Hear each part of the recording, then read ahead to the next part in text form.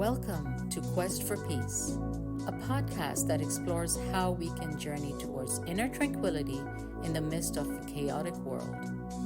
In an era filled with uncertainty, conflicts, and global challenges, our quest for peace becomes more vital than ever. Together, let's discover how we can create more peace within ourselves, and by doing so, how we can contribute to a more peaceful world.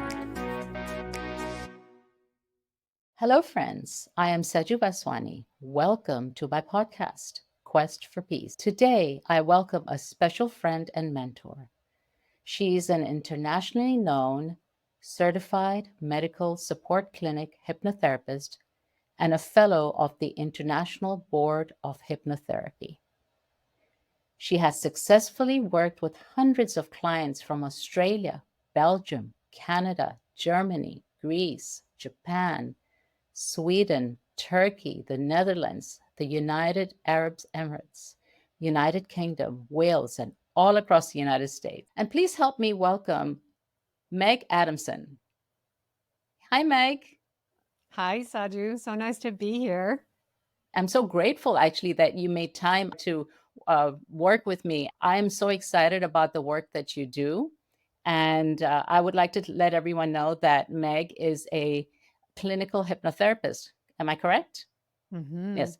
I'm And a certified medical support clinical hypnotherapist. Long title. perfect. Perfect. So I've been working with Meg for almost a year and a half now? Has it been that long? Yeah, it's been that long. And the Saju who joined her and the Saju who's is talking right now is a completely different person.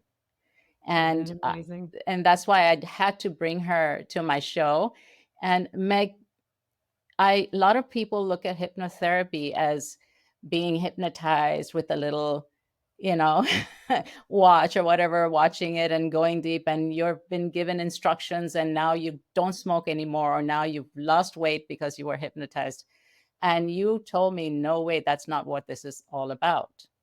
So would you please enlighten my audience as to what exactly is hypnotherapy, or maybe the way you do it?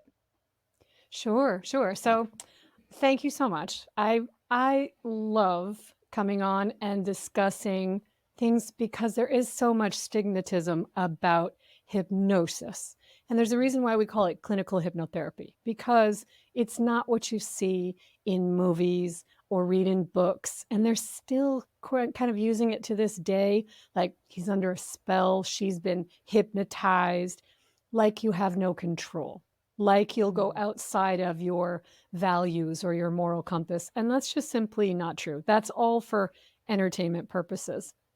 So, what hypnosis is going into this deep, relaxed state where your body, your nervous system shifts from sympathetic into parasympathetic, into a non stress, into rest or digest. So, all of a sudden, the body's getting resources again. This feels good. It's relaxing. Blood flow is now moving away from the heart and the big muscles that we use to fight or to run. And let's be honest, most of us are in a stress response for most of the day.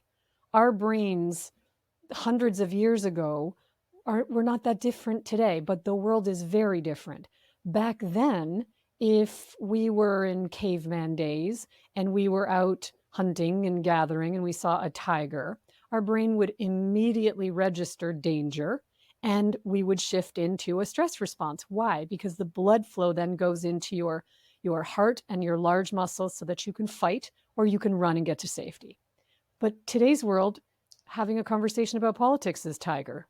Dealing with the world, the climate change, any topic seems to be a hot topic now. Tiger, tiger, tiger. So hypnosis is utilizing our own resources. It's putting the body into such a beautiful state of relaxation. Like meditation, the brain waves are exactly the same. We fire off these deep alpha waves that allow us to rest. And the body knows how to heal itself. The body knows how to put itself back into homeostasis.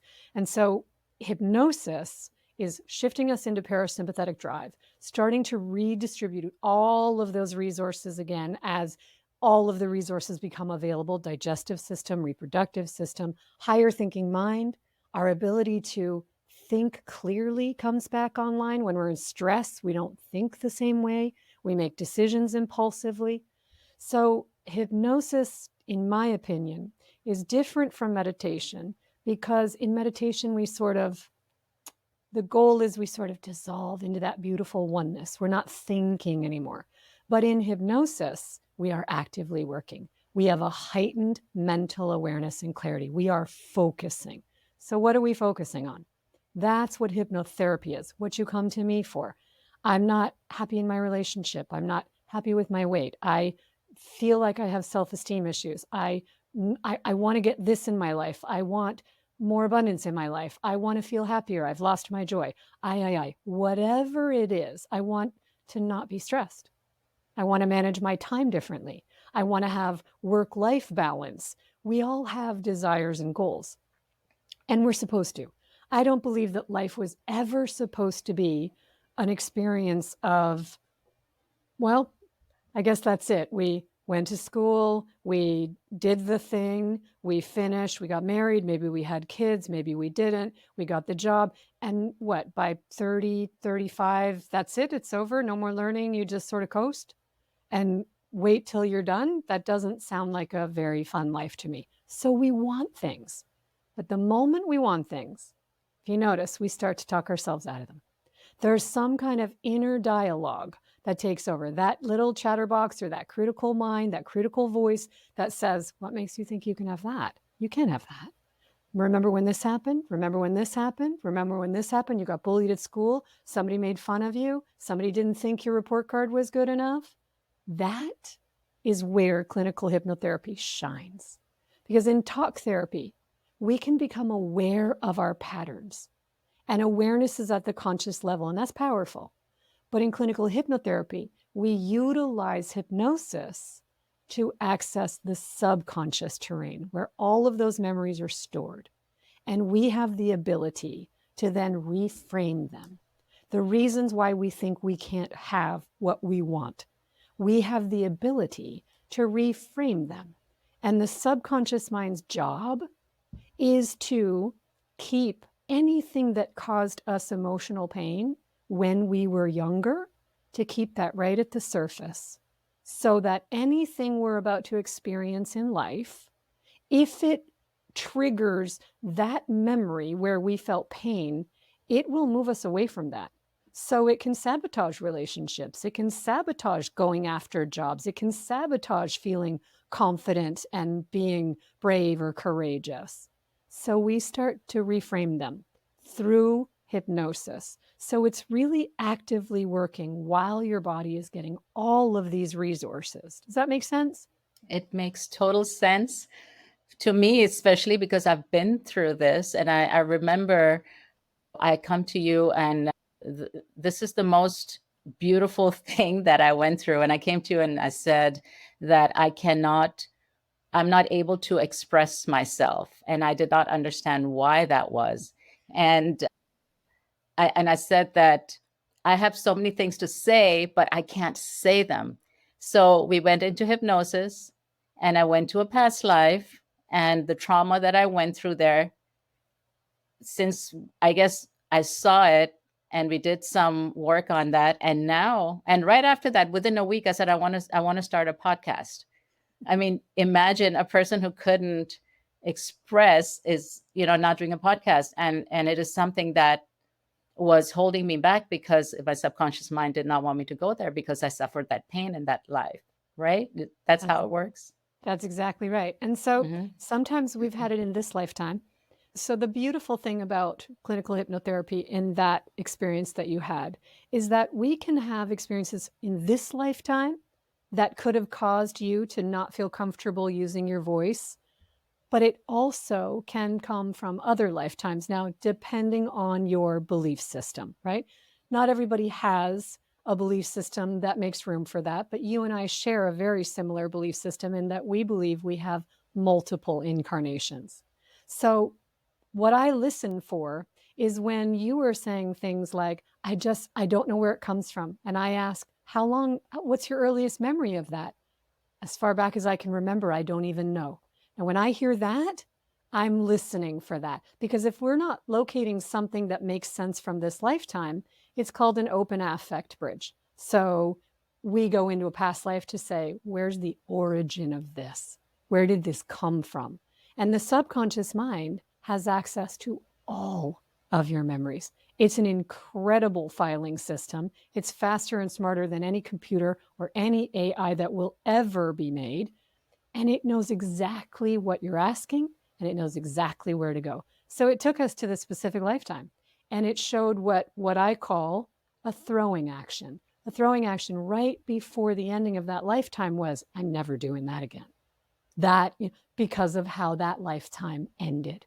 So what happens with karma is we'll bring that with us into another lifetime, and we can't explain it. Sort of like when people are afraid of water, but they've never had an incident where they had a fear happen, like they couldn't swim yet and they fell in the pool, or something scary that happened. They don't know where it comes from.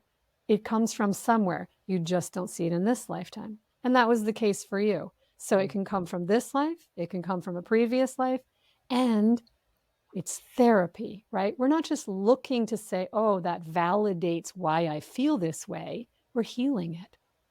We're actually changing how we feel about that. And the moment you do that, the moment you understand what was taking place, and if the message and your desire outweighs the throwing action that happened from that life, it completely reframes and dissolves. So in 1 week time, all of a sudden, you have this big desire and you start a podcast.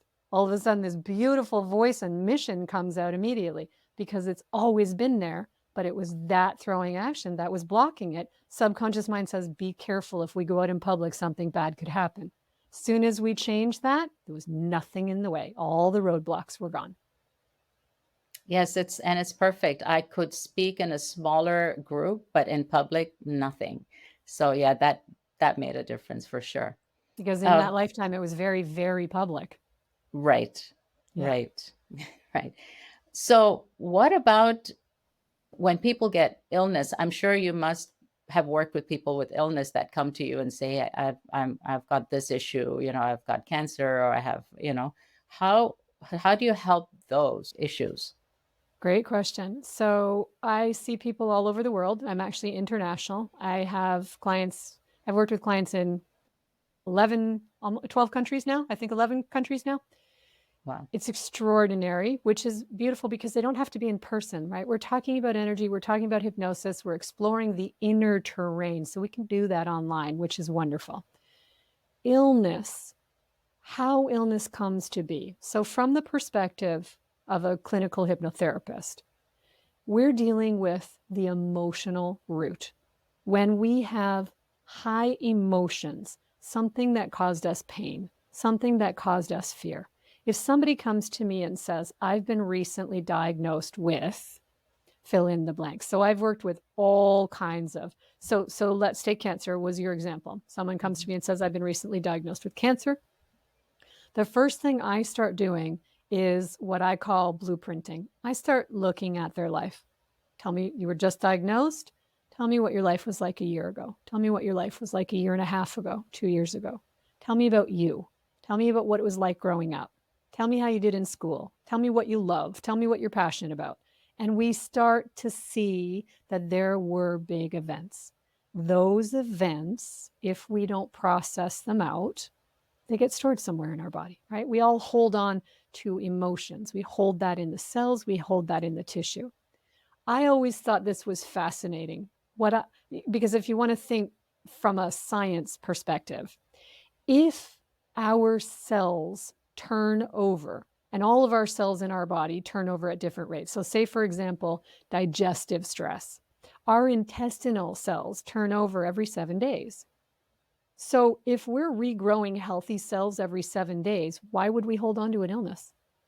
How does that, if we're actually designed to self-heal, that's where we start to talk about cellular information, because the cells only regenerate holding the same information as the previous cells.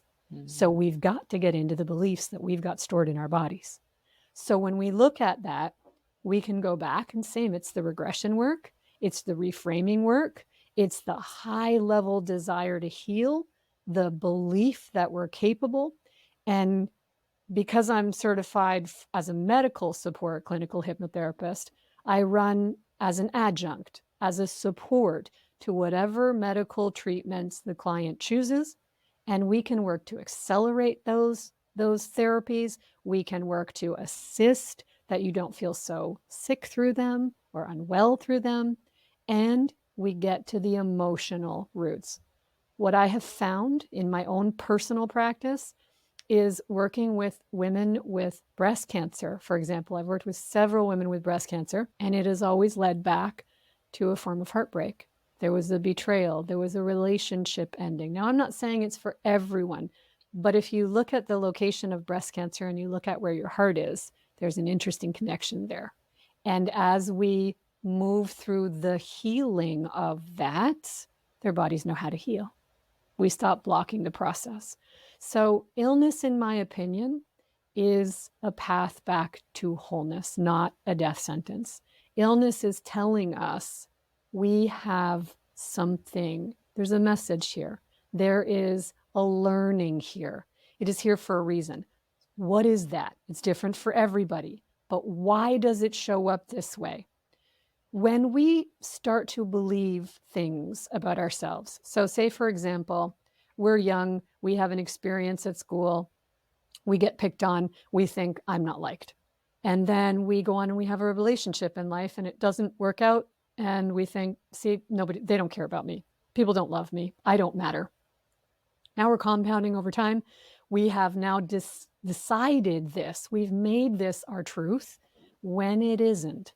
It is a circumstance that happened that we weren't able to separate ourselves out of. Why? Because when we're young, we don't have that capability in our mind. We haven't developed that adult rational mind yet. We can't say, wow, mom was in a mood. We say, this is me. This is my fault. Something's wrong with me. And that over time, those beliefs become our identity. That identity we think we're stuck with forever, but we're not. Science shows that by the time we're 35, we have our self-esteem decision made. We have all of our opinions about everything already decided. So the world's going to show us new circumstances, and we're just going to project our thoughts, beliefs, and opinions onto it. And it shows that we're 90% unconscious most of the time, every day. So we're just sort of regurgitating the past out into the future and walking into it. So as this continues, if we don't deal with those beliefs that are making us feel terrible about ourselves, we start to develop physical symptoms. And those physical symptoms continue to escalate into diagnosis until we deal with it. And in the same way that they develop, it's the same way we can heal them in reverse. Does that make sense? Absolutely. Absolutely. And that's what I always say, that, I mean, we talk about having peace in the world, and, we have to look at ourselves and bring peace within ourselves, within our bodies, within, whatever we are going through, and not worry about the outside, because everything is inside of us. Correct? I agree with that 100%. Because if you don't have any reference to it within, you're not going to be able to perceive that outside of you either. Is there anything or any examples you can give us with all the people that you've worked with, of course, without revealing anything deep, as to how that works with what you see outside of you is what's going on inside of you? Like a mirror telling you. So we are, that's a great question. We are all examples of our belief systems, right? So if we look at any of our lives, so you just had a great example of, this is something I wanted to do. I wanted to be able to speak, and I wanted to expand where I was. I was speaking in front of small crowds, but I wanted to expand my work. But then there was this block in the way. So you figure it out, and then you move forward. Fantastic. Everything opens up. If you have a perception of the world that's negative, but you don't think that there's anything matching internally, because that's what we've been conditioned to believe. We believe that everything is outside of us and we are responding and reacting to it. But if we actually were to break that down, that's not how your brain works. Your brain has the subconscious mind where everything is stored. So you're not actually just reacting to the world. You are projecting your beliefs out onto the world and then attracting back that which matches it, people, places, and things. And then you are reacting to those people, places, and things. So it becomes kind of ironic that we think, how could you do this, or you say this, or you be like this, and the world needs to change like this in order for me to be happy, when really what it's showing you is your own projection of your beliefs that need to be cleaned up. That's that gift in that whole mirror perspective. So I'm trying to think of an example of that because it happens with every single client at some point or another. They start to see that their lives change, and they change in the way strategically that they've wanted to change by the work that we're doing, by framing the goal statement to be exactly what they want to experience and feel. And it feels like it's way out there somewhere. So I'll give you an example. I worked with a client about relationships, and she had been in some really tough relationships, and she was single, and she wanted to have a really healthy relationship in her life. She was sort of in the second act of her life in her 50s and going into her 60s. But she said, she had all these blocks in the way. Where am I going to meet someone like that? How is that even going to be possible? And what about the way that they were before? So we did the work to see where that came from, and we cleaned up those beliefs and we reframed them. And the beautiful part was she, through our session work, not only did she meet somebody, but she wasn't even looking anymore to meet somebody. She was focused on her happiness. And I know that sounds sort of light and trivial, like pick up the spiritual book and just focus on your joy. But it really was this presence of, I'm finally enjoying my life because I like me. That's what I was after all along. I don't necessarily need someone else to validate me to feel loved anymore. I really have found that for myself now. And in finding that for herself, what do you think happened out here? The way that she looked at the world, her perceptions of her future, of what happiness can be like every day, changed. When that happens, we sort of take our eye off the need of what it is that we want and come into present moment, what we're enjoying, and then everything starts to align. The alignment is really key because we've got conscious mind, which is where we think, which is where our will is. And by the way, we can't outwill our programming. You can try. It feels terrible. This is when people try to do crash diets. I'm just going to eat that salad. I am not going to eat that pizza. Forget it. How good does that feel? It feels terrible, right? You can't outwill it. So we have to then deal with the subconscious mind where everything is stored. And then we've got superconscious mind. Now, superconscious mind is that problem-solving intelligence. It's what science now is able, astronomers believe now they can register the ethers, the energy in the world. And when we believe in that and recognize we've kind of got a partner in this, and it knows how to create the universes. There is no problem that you have that it doesn't have a solution for. But accessing it requires us to open up, and the ticket price is that old story we keep telling ourselves that we 100% are saying is true. That's not necessarily true. What we made the experiences mean is where the work is. And the moment we start to change that, the story starts to change. Our thoughts about ourself starts to change. Our identity starts to change. And when that changes, we've got this alignment happening between conscious, subconscious, and superconscious. And all of a sudden, She says to me, I've met somebody. How is this even happening? Somebody says to me, I wanted to work on where I don't love my job, but I'm afraid to leave it. It's secure, but I don't want to do it anymore. I want to be doing something else. And then all these opportunities show up, a different job lines up, things that they couldn't see. Well, no, it's not our job to have all of the answers. It's our job to be at that same level where we're projecting that we believe in those possibilities and those possibilities line up for us. So it's all about the inner work. Then the outside world kind of lets you know how you're doing, as opposed to react to the outside world thinking I've got to fight hard to get what I want, or justify that I'm never going to get there because the world is the way that it is and people are the way that they are. Your brain is always going to make you right. Always. It's going to find the evidence for you and make you right. This is why I always say to my clients, what you say yes to really, really matters. Really, really matters. And you want to look at that story that you tell yourself every day. Because if that's not congruent with where you want to go, you've got an inner conflict. And the superconscious mind is never going to agree with your limiting story, ever. Neither is your subconscious mind, which is why when you tell it to yourself, it feels bad, right? Our emotions are stored in our subconscious mind. This is how your subconscious communicates with you. It can't knock on your shoulder and say, Saju, we need to have a conversation. Wake up, pour some tea, let's talk. It's not. It's going to give you that internal, this doesn't feel good to me. Why? Because I'm telling myself something that can't possibly be true. It can't possibly be true.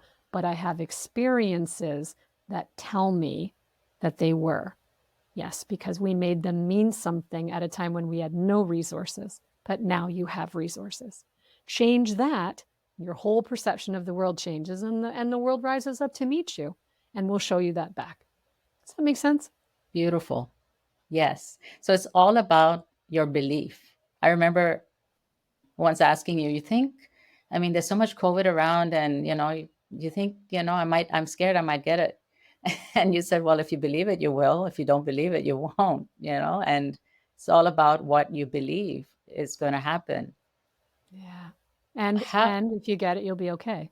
Yeah, right? that too. I'll be okay. Yeah. I have Yeah. a powerful immune system that's always protecting me. And I have millions and millions and millions of white T cells in a teaspoon of blood. In fact, I thought it was 1 million, and I just found out it's 5 million. 5 million killer white T cells in 1 teaspoon of blood. You have a Wow. powerful army that's looking after you. I'll be okay. Yeah. Yeah. Well, what about all the chaos that's going on in the world? I mean, it's when you look out there, is this like all of us creating this chaos, all as human, or us? Maybe it's a big question. It's great. Human beings all together going through whatever we're going through are projecting or creating this chaos that's going on. It's the weather, it's the politics, it's so many things happening all at once.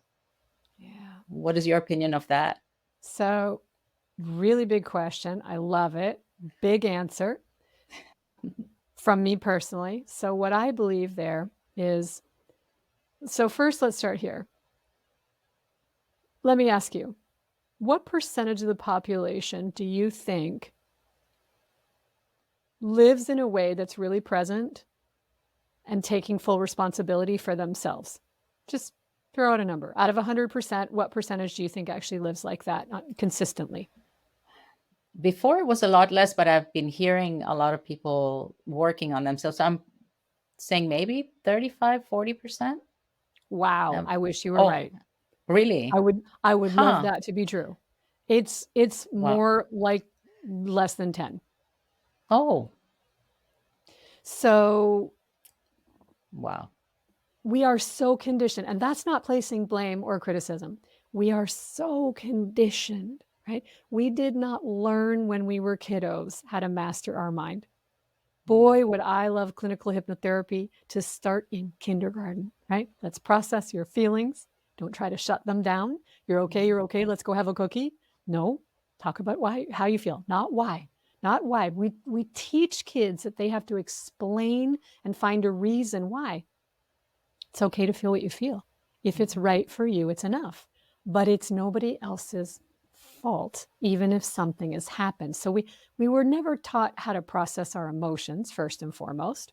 So we learned how to reframe it to self-preserve, which means if I'm going to be right, somebody else has to be wrong.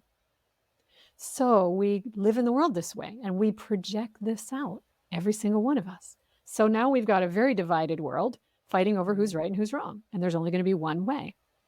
Now, what if we just took responsibility for ourselves?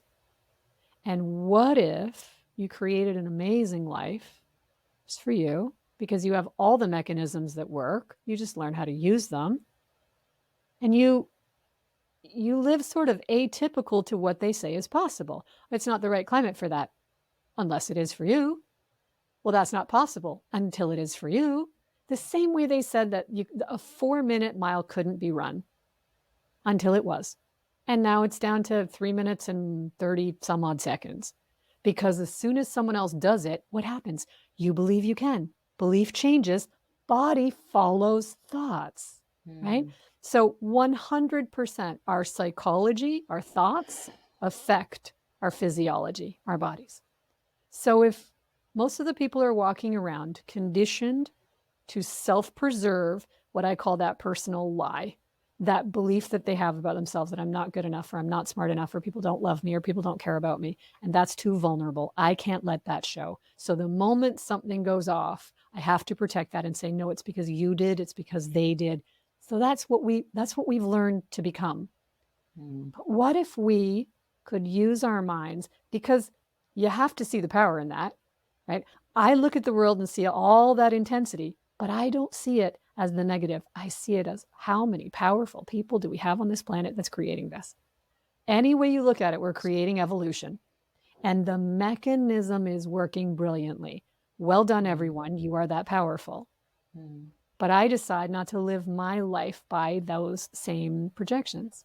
So when I'm out at the grocery store and someone bangs into me with their cart and they don't apologize, I don't turn around and say, hey, you lady, stop right there. You did something wrong. Look me in the eye and say you're sorry, or we're going to have it out in the parking lot. I don't. I just watch. I watch. And if they notice and apologize, great. If they don't, do you know what I think, Saju? I think, how rough is your life right now? That this was the only way that you felt some sense of power, where you had to be right in this. Then you're right. I can let you be right. It's not about me. This isn't about me. And I look at the world that way and say, this isn't about me. And that's why my life works differently. That's why my business is thriving. And I built it from the ground up all by myself. So when we decide that we want to use our minds the way they're designed to be used, and we want to learn about them, there's nothing you can't create for yourself. Nothing. And something beautiful really starts to happen when you do that. You're taking full responsibility for you. You're not judging yourself anymore. So the language, the way you speak to yourself starts to change. You don't say things about yourself anymore that are negative. You don't do that anymore. You use words of love and appreciation and gratitude every day. And not because, fluffy gratitude sounds nice. I mean, down at the cellular level, do you know how extraordinary it is every day to wake up and get to live this life? This level that's so deep.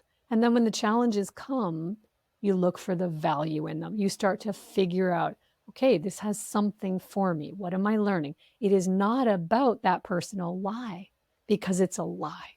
So if we can say, I don't believe that anymore, and I'm going to figure out the value when challenges come, and I'm going to live every day taking responsibility for myself. And the way the world shows up for me is kind of letting me know how I'm doing, so I can make adjustments here and there as I go. Then I've got this extraordinary existence that has nothing to do with the rest of the outside world. And what do you think shows up when you go out to play in the world? Do you think you're now dealing with everyone else's projections? Or do you think you're walking through, maintaining and self-regulating, and you're actually pipelining out to anyone else that's around? You're actually now becoming a really, really powerful person of influence by just living your life, making it work. And then other people, I guarantee you, start to say, what are you doing? How are you doing that? How are you not upset? How do you not have high levels of anxiety? How are you not on 6 medications? How are you not stressed out every day? Because we think we're reacting to a collective projection, and we are. But if we really own up to the fact that we're all contributing to that, and you can decide now how you're going to see your life and take responsibility without that being anything bad, that being the most liberating, positive thing, then you now start to live in a way that the world is a really positive experience when you go out, and you are influencing change. And that's how I believe change comes. I don't think change is going to come from trying to fight up against big old systems that are crumbling. They're going to need to crumble. I think change comes from, I live really well in spite of it. And when you see that and you ask me how, then you get to too. And then you help someone else and you help someone else. And this just ripples out. That's how I believe we change things. Very, very true. And that's what I say when people talk to me about the doomsday and look at what's happening. And I just look at them and says, not in my world. Everything is great in my world.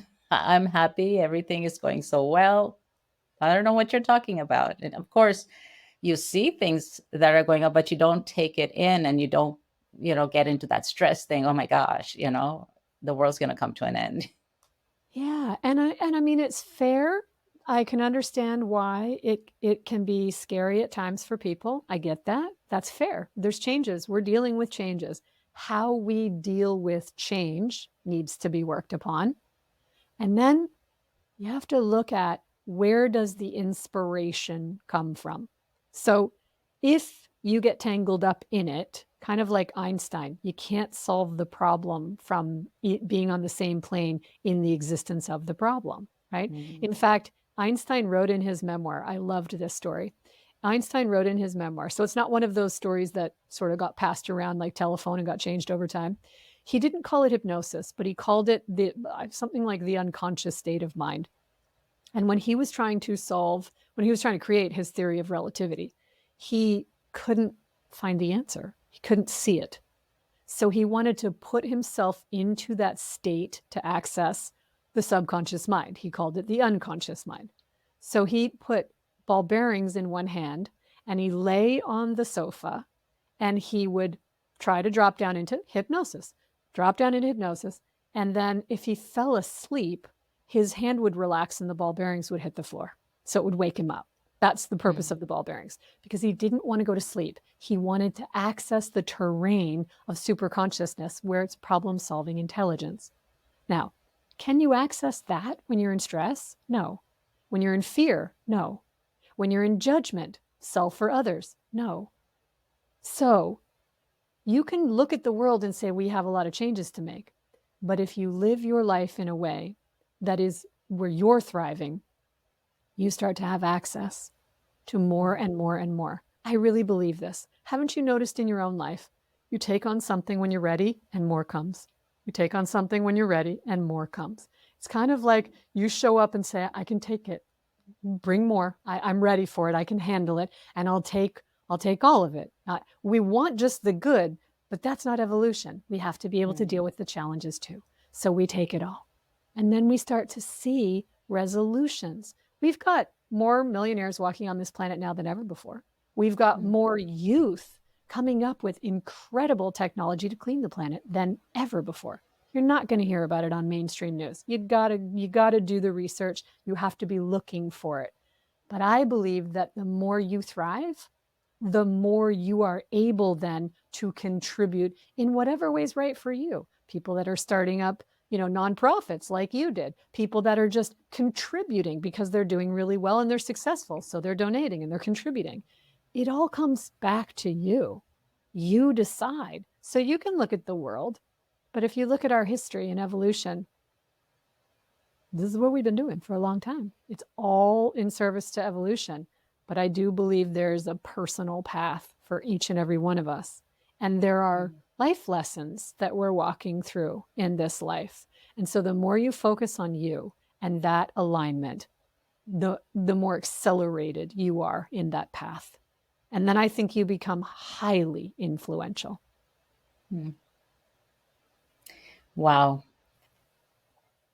But I want to go back to illness, Sure.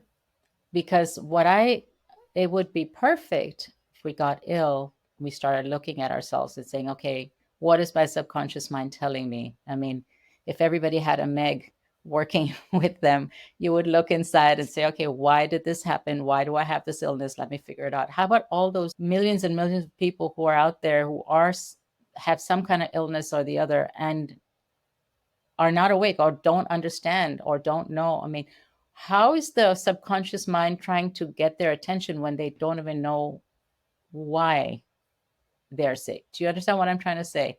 They don't know that this is a message from your subconscious mind, that I have to look at what's going on in my life, change it or whatever. Can you explain that? Well, that to me, that's personal evolution, isn't it? So how do they know? By how they feel. I don't feel well. I don't like my life. I don't like what's happening here. And now this has happened too. It starts to sort of pile on. Why? So the pressure builds, and then we decide, do I want to do something about this? Right? So it's not something that is, this is where I believe if we could add curriculum to schools to teach people how to master their minds, then we'd all be learning what we have inside, what's readily available to us, and the language that it uses. The subconscious mind uses the language of feelings because that's where all of our emotions are. It's the seat of our emotions. And so it'll come out in dreams. It'll come out in our feelings. If we're exploring our feelings and we're bumping into walls, we're already on the right path. We're already on the path of trying to figure out, hey, I've got a problem. I need to look at something here. People reach that in their own time. Not everybody will. I think there's such a big conversation here because we look at things from the human perspective, but we sometimes have to go a little bigger and we have to look at a whole overview, right? Because otherwise, how do you explain? How do you explain that a mother outlives her child?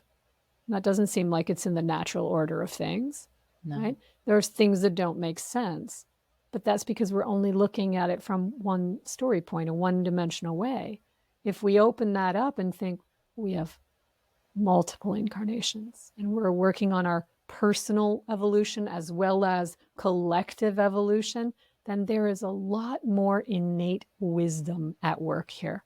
And so the people who are suffering and want to stop their suffering are already feeling that desire. And then they start looking. Remember that old adage, when the student is ready, the teacher appears?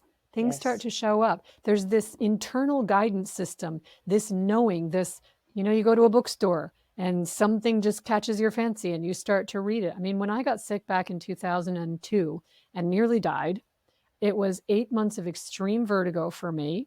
And I couldn't work. I couldn't drive my car. I couldn't be around people that are talking as fast as I am right now, that get excited and passionate about what they're talking about. It would make me dizzy.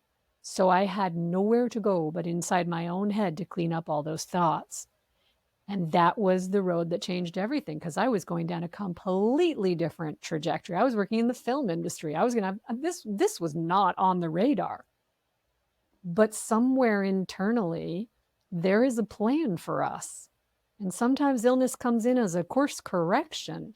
So we start to learn. This is what sent me back to school. This is what sent me reading everything that I could read about spirituality, about the mind, brain sciences, religions, all of it, so that I could start to figure out what all of this means. And I think everybody's quest happens in the exact right timing. That's why our focus is on you, not everybody else around you, you. And when you find that inner alignment and you can self-regulate, then you can deal with everything that comes at you in life. You can handle it.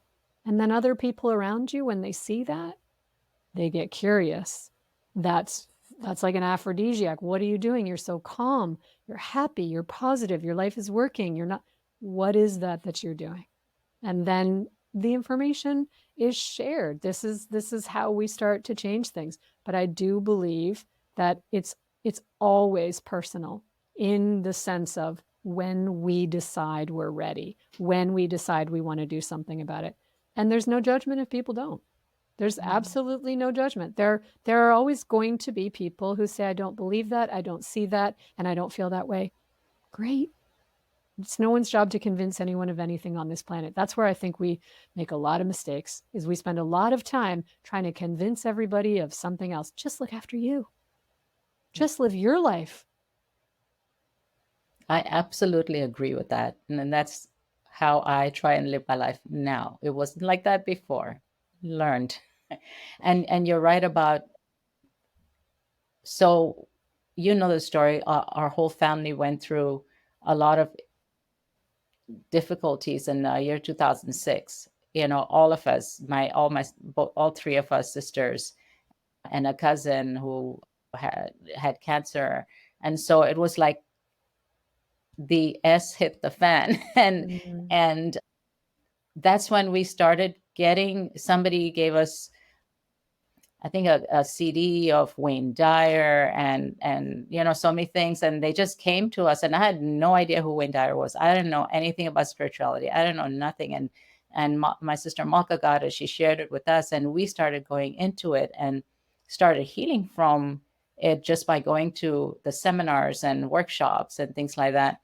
And here we are, and 6 years later, 2012, we started a nonprofit so that we could help others the way we were helped, by bringing in speakers and, you know, and workshops and things like that. And we've been doing this for 12 years. And so this happened for a reason, you know, and we learned from it, and here we are. And you're right, it's up to every person. We could have just said, you know, what the heck has happened to our family? Forget about, you know, like lived in the victim mentality and just, I don't know what would have happened to us if we did that. But we were led, and that's why I trust right now everything that happened and is happening out there. It's just, I just have trust that everything is happening for us. Everything is happening not to us, but for us, and everything will be fine. I truly believe that. That is so beautiful. And what a gorgeous gift from that parting soul, that it led all of you down that path. Yes. To then now how you're helping influence the community through your podcast, through your center. I mean, look at the whole trajectory that came from that. That's incredible. Yes. It's, and we've been, you know, led to different speakers, different coaches, and we're all working with you now, and things are changing for us tremendously. So, I mean, I would love everyone to experience you, Meg. I know you have given me a link for a free hypnotherapy session for stress, which we will be, isn't it for stress? Yes. It's an audio download for stress. Yes. Correct. Yes. So we will be including that. How can they connect with you? Sure. So they can reach out. Anyone's welcome to reach out to me through my website, megadamsonhypnotherapy.com. I think you'll include a link, Saju? I will. Yes. So through the website, there's a contact page. If there's something I do free 30-minute discovery Zoom video calls where we talk about what you want to work on. And we have a conversation about hypnosis and hypnotherapy and see if it's a good fit. So I'm happy to do that for anybody.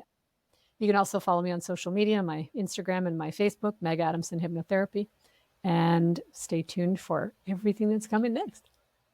Plus, I must add, Meg's YouTube videos that she does every month are amazing. Sometimes I do show them here at Infinite Love when we meet for meditations. And usually many of them, people come to me and say, can you share that link to me? I want to watch that again. So highly recommend, if you just go on YouTube, type in Meg Adamson, and you will get a whole bunch of videos. And she does this, you do it every month. And if you sign up for the newsletter, she will email it to you every month. And I really treasure those. I love those. Thank you for Well, doing those. thank you for telling me that and for playing them at the center and for sharing them. Yes. I really appreciate that. I'm glad that they're reaching and they're of value. Thank you for that. Oh, absolutely. I do have one question that I ask everyone. And what does a peaceful world look like to you? Such a good question.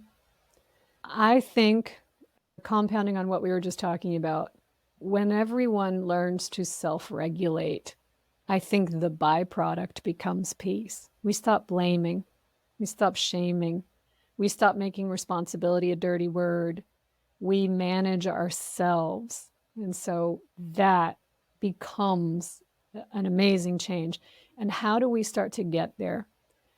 I think there's so much that's not really being discussed in mainstream because it still sounds a little bit woo. And I'm very practical in my spirituality. I mean, clinical training, spirituality training, it's that sweet spot where those two meet. That's where I like to be. And feminine energetics.